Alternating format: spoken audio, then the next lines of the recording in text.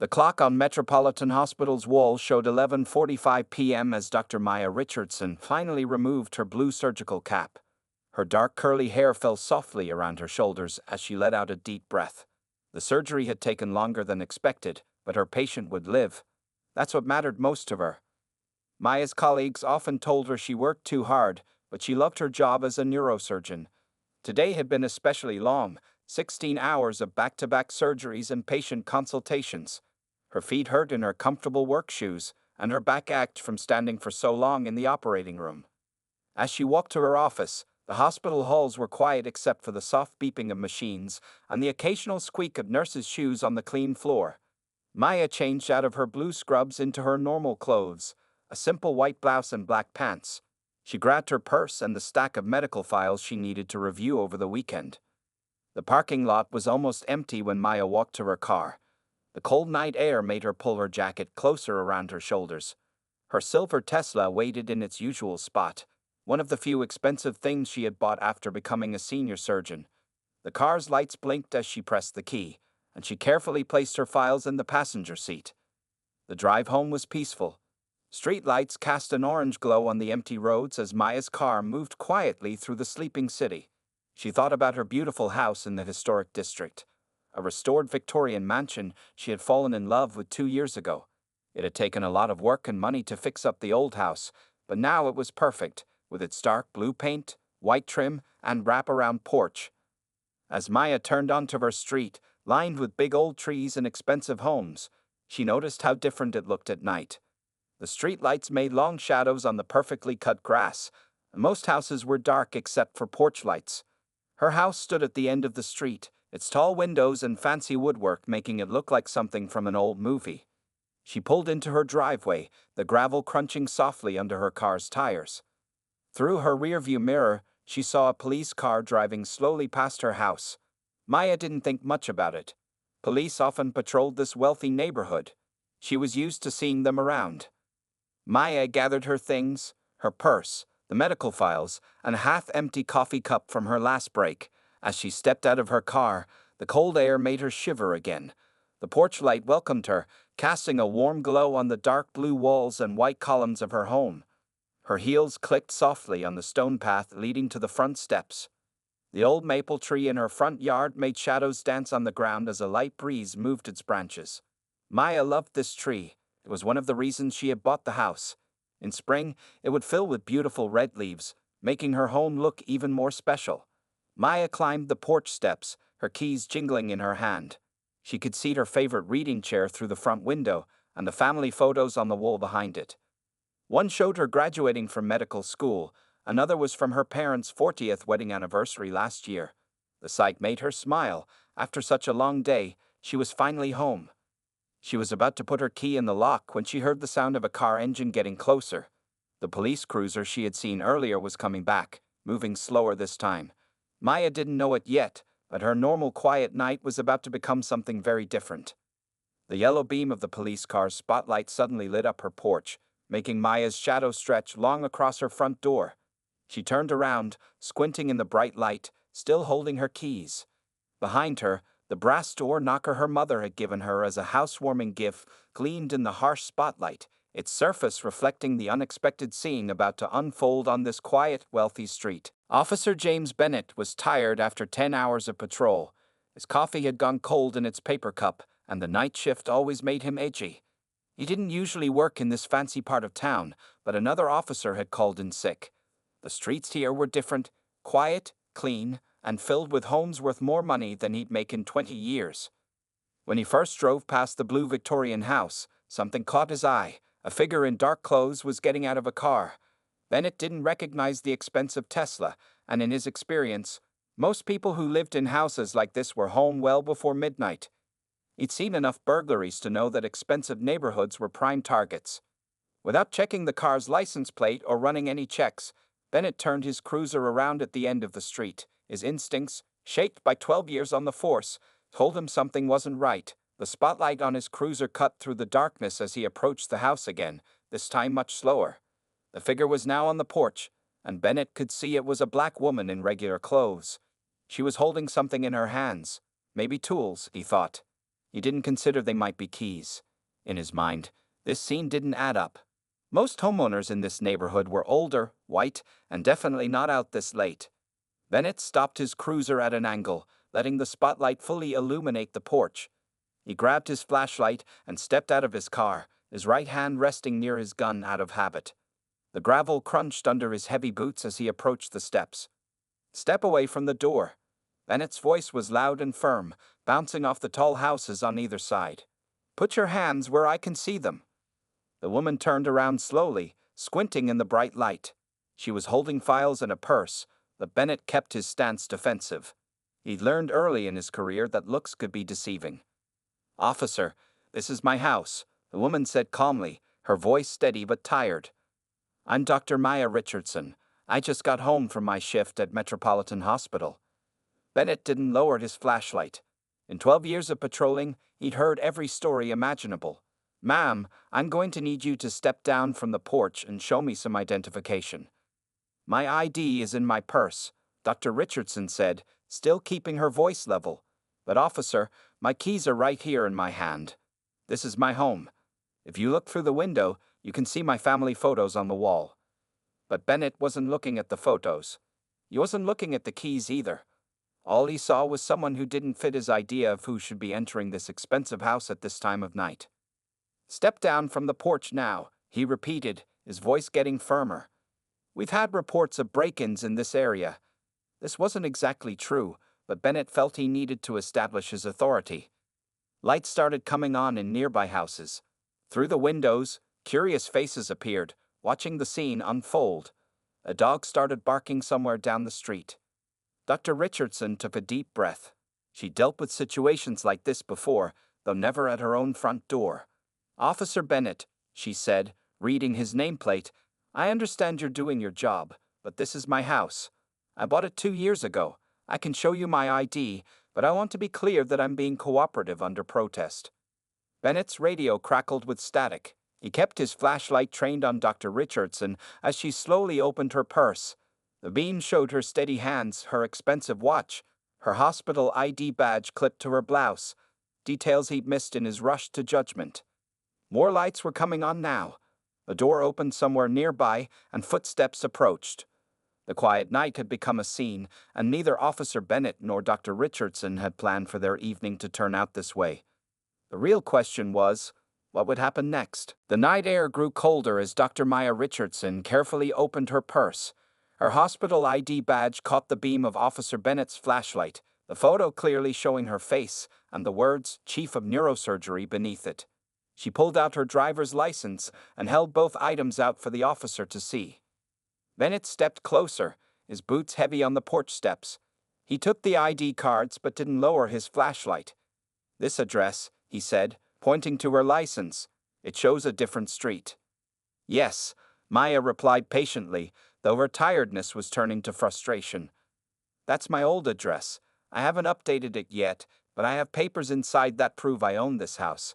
If you'll let me open the door, I can show you." "Ma'am, without current proof of residence, I can't let you enter this property." Bennett's voice was firm, but there was a hint of uncertainty now.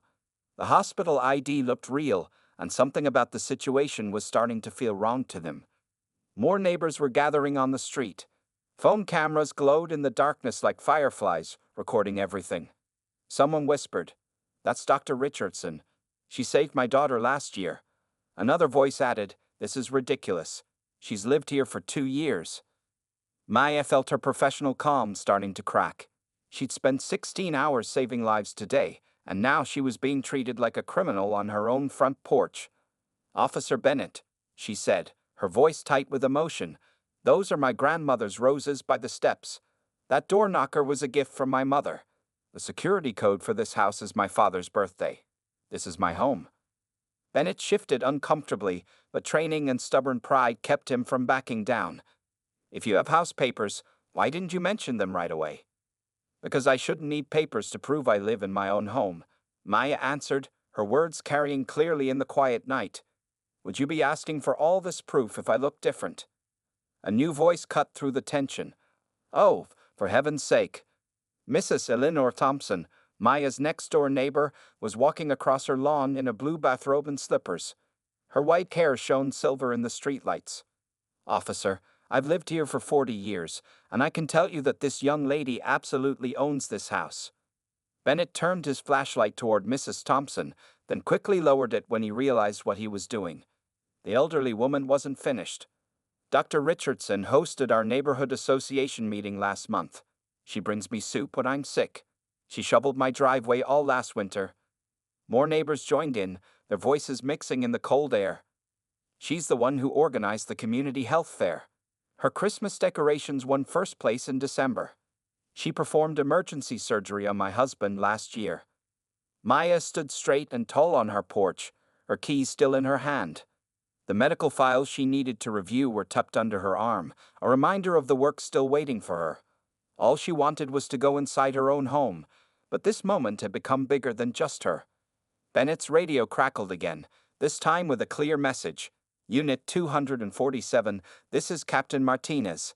I'm responding to multiple calls about a situation on Oak Hill Drive. What's your status?" Before Bennett could answer, more police cars appeared at both ends of the street, their lights painting the expensive homes in alternating red and blue. Captain Sarah Martinez stepped out of the first car, her dark uniform neat even at this late hour. The situation had gone from a quiet night to a neighborhood incident to something that would soon be much bigger. As Captain Martinez walked toward the porch, her face showed she already understood what was happening. The question was, how would this night end for everyone involved? Captain Sarah Martinez took in the scene with experienced eyes. On one side stood Officer Bennett, his flashlight still raised, looking increasingly uncomfortable. On the other, Dr. Maya Richardson waited on her own porch, surrounded by neighbors in their nightclothes.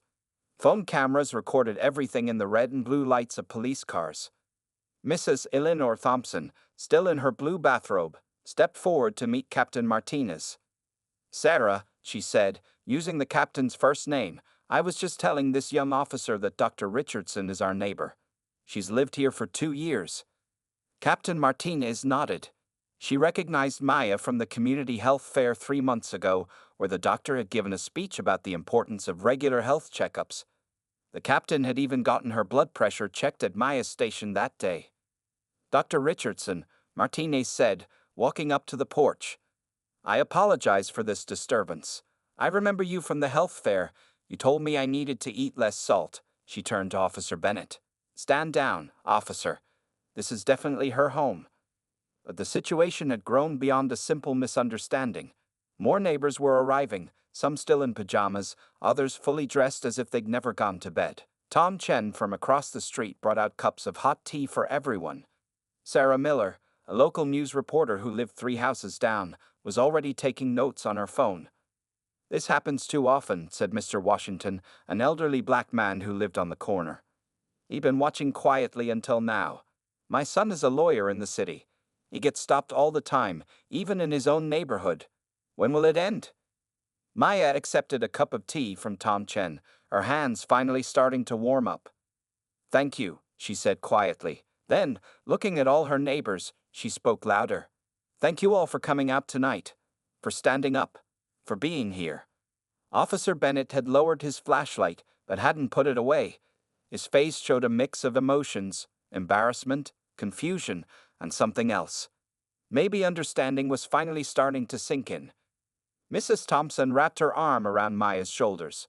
"When I moved here 40 years ago," she said, her voice carrying in the night air, "this neighborhood wasn't welcoming to everyone. Times have changed, or at least, they're supposed to have changed." Captain Martinez was on her radio, talking quietly but firmly. More neighbors arrived, the Pattles from the blue house next door, the Garcias from down the street, old Mr. Schmidt using his walker. Each person had a story about how Maya had helped them or their family.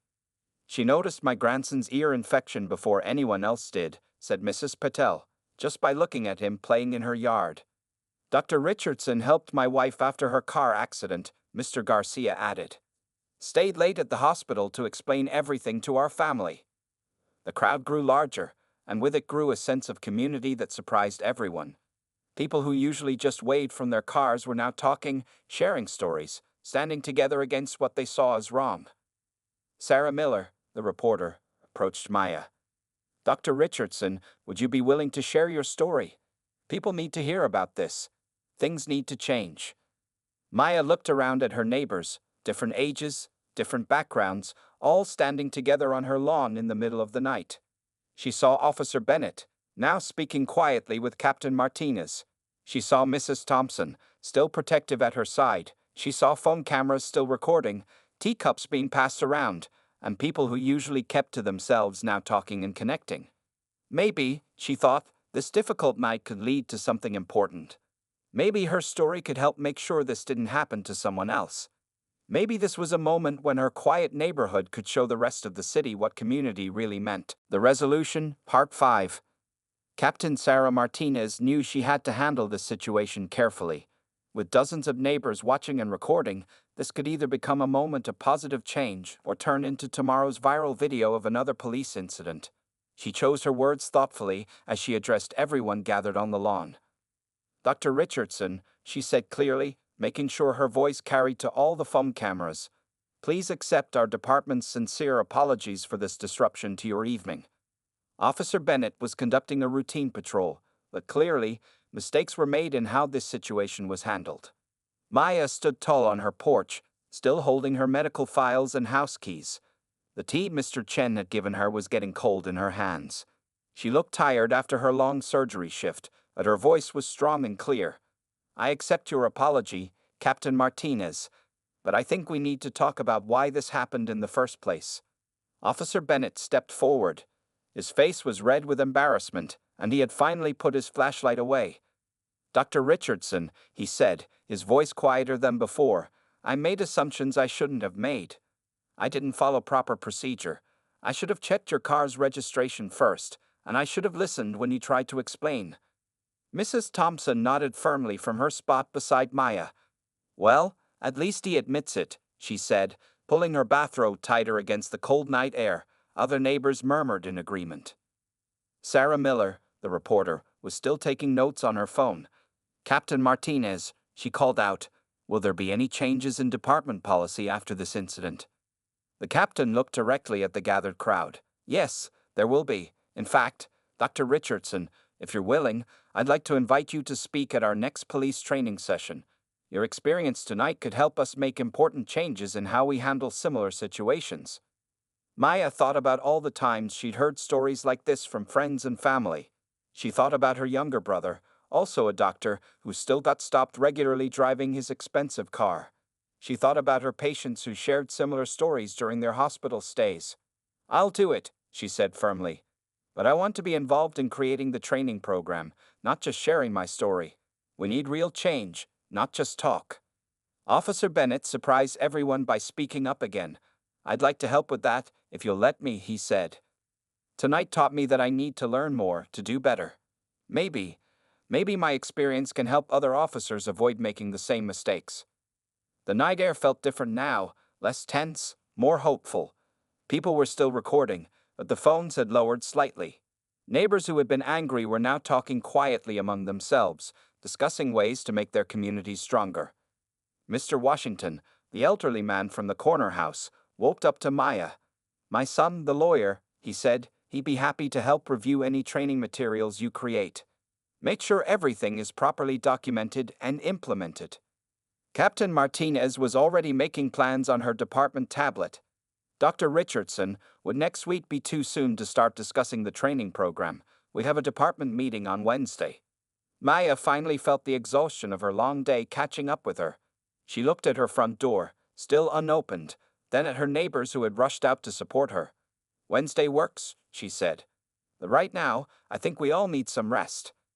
Mrs. Thompson started chewing people away like a mother hen. Yes, everyone go home. Dr. Richardson has been working all day saving lives. She needs her sleep. She turned to Maya with a gentle smile. But tomorrow evening, dear, come over for dinner. We have a lot to talk about. As the crowd slowly dispersed and the police cars drove away, Maya finally put her key in the lock. Something had changed tonight, not just for her, but for her whole community. Tomorrow would bring new challenges, but also new opportunities for real change. The Aftermath, Part 6. By morning, the video was everywhere. Sarah Miller's news article had gone viral, and Dr. Maya Richardson's phone wouldn't stop buzzing with messages and calls. She sat at her kitchen table, still in her morning robe, watching her story play out on the local news. Last night, in the affluent Oak Hill neighborhood, the news anchor was saying, what could have been another tragic incident instead became a moment of community unity. The screen showed shaky phone footage of neighbors gathering on her lawn, standing together in their nightclothes. Maya's brother James called from his hospital in Chicago. "Are you okay?" he asked, his voice worried. "I saw the videos. It's just like what happened to me last year." Maya remembered. James had been stopped 3 times in 1 month driving his new car. "I'm fine," she told him. "Something different happened this time. The whole neighborhood came out. They stood up for me. And now the police department wants to make changes." Her doorbell rang. It was Mrs. Thompson, carrying a basket of fresh muffins. "I stress bake," she explained, setting them on Maya's counter. "I was up all night thinking about everything." The muffins smelled like cinnamon and comfort. Maya's phone buzzed again. This time it was Captain Martinez. "Dr. Richardson, I hope I'm not calling too early. The chief of police wants to meet with you today. He's taking this very seriously." While Maya was talking with the captain, more neighbors stopped by. Mr. Chen brought tea again, this time in a beautiful ceramic pot. "My mother always says tea helps us think clearly," he said. Sarah Miller came with copies of her article, now picked up by national news websites. Mrs. Thompson answered another knock at the door. It was Officer Bennett, out of uniform, looking nervous. "Is Dr. Richardson available?" he asked. "I wanted to talk. Last night. About doing better." Maya ended her call and invited him in. Her kitchen was getting crowded now, Mrs. Thompson pouring tea, Mr. Chen reading the news article, Sarah Miller taking more notes. Officer Bennett stood awkwardly until Maya offered him a muffin. "I've been thinking," he said, holding the muffin but not eating it, "about how many times I might have done this before. Made assumptions, caused harm without even knowing it." He looked around the kitchen, taking in the family photos on the walls, the medical awards, the drawings from grateful young patients. "I want to learn. To change." Maya's phone kept buzzing. Social media was exploding with her story. People shared similar experiences, but also stories of communities coming together, of positive changes happening. Her brother texted again, "You're trending. Mom's going to flip." Sarah Miller looked up from her notes. "This is bigger than one incident now," she said. "People are talking about starting community dialogue programs in other neighborhoods. The police chief is getting calls from other cities asking about training reforms." Mrs. Thompson patted Maya's hand. "How are you holding up, dear? This is a lot of attention for someone who just wanted to get home after work." Maya looked around her kitchen, at Officer Bennett trying to find words for his regret, at her neighbors who had become defenders, at the news playing silently on her iPad showing her story spreading across the country. She thought about her patients at the hospital, about her brother in Chicago, about all the people sharing similar stories online. "I'm tired," she admitted. "But this matters, if we can turn last night into real change." She picked up her own muffin, still warm. "Besides, I have help now. I'm not doing this alone." Her doorbell rang again. More neighbors, more reporters, more people wanting to be part of the change. Mrs. Thompson started making coffee to go with the muffins. Officer Bennett finally took a bite of his, then asked if he could help answer the door. Maya's quiet kitchen had become the starting point for something much bigger than herself. 3 weeks had passed since that night on Maya's porch. The police department's training room was full, with officers sitting in every available chair. Officer James Bennett stood at the front, beside Dr. Maya Richardson, feeling nervous but determined. "My name is Officer Bennett," he began, his voice shaking slightly. "3 weeks ago, I made a mistake that could have had serious consequences. I'm here to talk about what I learned from that night."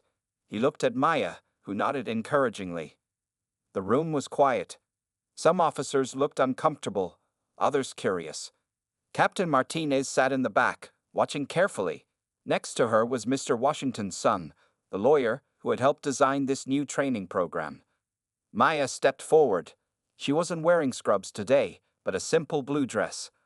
"I'm Dr. Maya Richardson," she said. "I'm not here to blame anyone. I'm here because we all need to do better." She clicked to the first slide, showing a picture of her house. "This is my home. Let me tell you about the night I couldn't get into it." As Maya told her story, she noticed different reactions in the room. Some officers shifted in their seats, recognizing times they might have made similar assumptions. Others took careful notes. A few looked defensive at first, but their expressions changed as she continued. Officer Bennett spoke again, describing how his assumptions had clouded his judgment. "I didn't run the plates," he admitted. "I didn't follow procedure. I let bias affect my actions. But thanks to Dr. Richardson and this community, I learned something valuable. The training wasn't just about that one night." Maya brought in other speakers. Her brother James shared his experiences. Mr. Washington talked about raising his children to be careful around police, and Mrs. Thompson described how communities could work better with law enforcement. During the lunch break, a young officer approached Maya. "My sister is a doctor too," she said quietly. "She works in Atlanta. She's had similar experiences. Thank you for doing this." Officer Bennett had changed in these 3 weeks. He'd spent time in the community, listening to people's stories. He asked to be part of the community outreach team. Today, he was helping other officers understand why change was necessary. "It's not about being perfect," he explained to his colleagues. "It's about being better. About catching ourselves when bias tries to take over. About remembering that every person we interact with is someone's family member, someone's neighbor, someone's friend." Maya shared statistics showing how bias affected policing across the country. But she also shared stories of positive change, of communities and police working together. "Change is possible," she said. "It starts with conversations like this one." The afternoon session focused on practical steps. They discussed new procedures, better ways to approach situations, and the importance of community engagement. Officers practiced scenarios, with Maya and Bennett providing feedback. Captain Martinez stood up to close the session. "This training is now mandatory for all officers," she announced. "But more importantly, we're starting a community advisory board. Dr. Richardson has agreed to be part of it, along with other community members." After the training, Maya found Officer Bennett staring at a wall of police department photos. "Thinking deep thoughts?" she asked. He turned to her. "My daughter starts high school next year," he said. "I want her to grow up in a world where we do better, where we see people, not assumptions." Maya's phone buzzed, a message from the hospital about a patient. Real life continued, but things were different now. Other police departments had called, wanting to learn about their training program. Community groups were forming in different neighborhoods. Schools had asked Maya to speak about community engagement. As she walked to her car, Maya saw Officer Bennett talking with some younger officers, probably sharing more insights. Captain Martinez waved from the doorway. The lawyer was reviewing notes for the next training session. Small steps, Maya thought, but important ones. Change was happening, one conversation at a time, one person at a time, one day at a time. 6 months had passed since that night on Maya's porch. Her front yard looked different now, filled with tables, chairs, and colorful balloons. The first annual Oak Hill Community Festival was in full swing, bringing together residents, police officers, and people from all over the city. Mrs. Thompson sat at the welcome table, handing out name tags and programs. She smiled as she watched Officer Bennett's daughter helping younger children with face painting. The girl had become a regular visitor to the neighborhood, often joining community meetings with her father.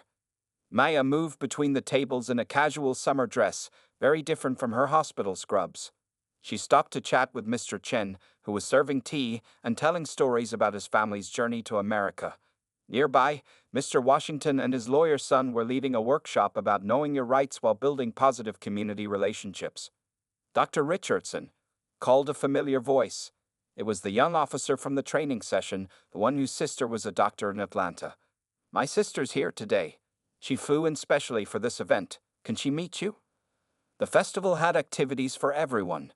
Children played games organized by off-duty police officers. Community members shared food from different cultures. Captain Martinez, now promoted to deputy chief, was leading a demonstration on community policing techniques. Sarah Miller, who had written the first article about that night, was there too. She was interviewing people for a follow-up story about how one incident had sparked lasting change. 6 months ago, this was just a quiet street where neighbors barely knew each other. She wrote in her notebook. Now look at it. Officer Bennett stood near the grills, cooking hot dogs and hamburgers. He wore a Community First t-shirt instead of his uniform today. Try the veggie burgers too, he called out to passing visitors. Dr. Richardson's brother sent the recipe from Chicago. Maya's front porch, where everything had started, was now an information center. Tables displayed pamphlets about community programs, police reform initiatives, and educational opportunities. A sign read, "Change starts here," in multiple languages. Mrs. Thompson's granddaughter was filming everything for a documentary. "Look at these old photos," she said, pointing to a display. "This is from the night it all began."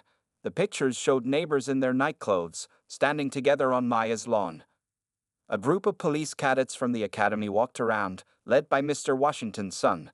They were part of the new training program that Maya and Officer Bennett had helped create. "Remember," the lawyer told them, "every interaction is a chance to build trust." Maya found a quiet moment to sit on her porch steps, watching the festival. A year ago, she had just wanted to get into her house after a long day at work. Now her home had become a symbol of community change. Schools invited her to speak. Other cities asked about their programs. Real change was happening. "Penny for your thoughts?"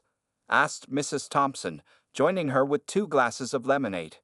"You look serious for someone hosting such a wonderful party." Maya smiled, taking the cool glass. "Just thinking about how much has changed, not just here, but in other places too.